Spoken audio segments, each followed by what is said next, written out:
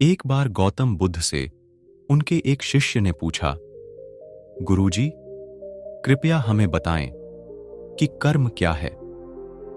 गौतम बुद्ध ने अपने शिष्य से कहा कि कर्म को समझने के लिए मैं तुम्हें एक कहानी सुनाता हूं। इस कहानी से तुम समझ जाओगे कि कर्म क्या है। बुलंदशहर का राजा घोड़े पर बैठकर अपने राज्य का भ्रमण कर रहा था।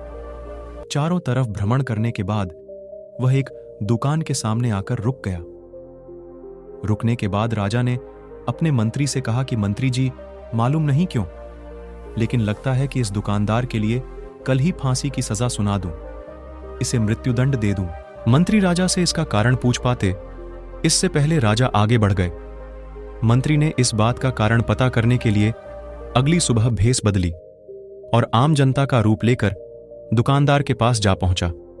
दुकानदार चंदन की लकड़ी बेचने का काम किया करता था।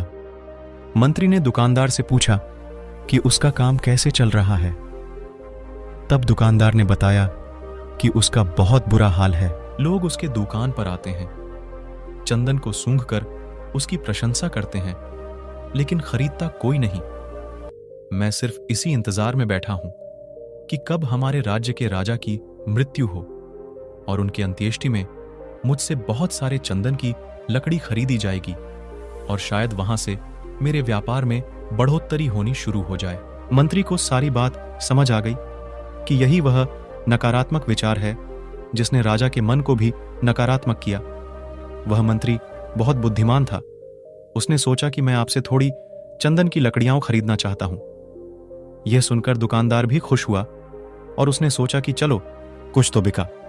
उसने चंदन की लकड़ी को कागज से लपेटा और अच्छी तरह पैकिंग करके वह लकड़ी मंत्री को दी। मंत्री अगली सुबह चंदन की लकड़ी लेकर राजा के दरबार में पहुंचे और राजा से कहा कि महाराज, वह जो दुकानदार है उसने आपके लिए तोहफे के रूप में चंदन की लकड़ी भेजी है। यह सुनते ही राजा बहुत खुश हुए और मन ही मन सोचने लगे कि मैं बेकार में उस दुकानदार के बारे में गलत बातें सोचा करता था। उसने चंदन की लकड़ी को हाथ में लिया। उसमें बहुत ही अच्छी सुगंध आ रही थी। राजा इससे बहुत ही खुश हुए और उसने दुकानदार के लिए मंत्री के हाथों सोने के सिक्के भिजवाए। उसी आम जनता का रूप लेकर मंत्री अगले दिन सोने के सिक्के के साथ दुकानदार के पास पहुंचा।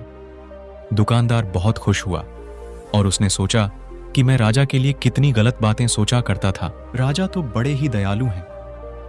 ये कहानी जब खत्म हुई तब गौतम बुद्ध ने अपने शिष्यों से पूछा कि अब आप बताएं कि कर्म क्या है। शिष्यों ने उत्तर देते हुए कहा कि शब्द ही हमारे कर्म हैं। हम जो काम कर रहे हैं वही हमारे कर्म हैं। जो हमारी भावनाएं हैं वही हमारे कर्म हैं।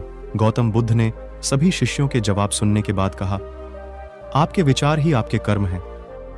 अगर आपने अपने विचारों पर नियंत्रण करना सीख लिया तब आप महान बन जाते हैं। जब आप अच्छा सोचते हैं तब आपके साथ अच्छा होता भी है।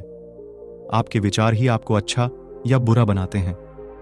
इस छोटी सी प्रेरणादायक हिंदी कहानी पर अपने विचार कमेंट के माध्यम से हम तक पहुंचाएं।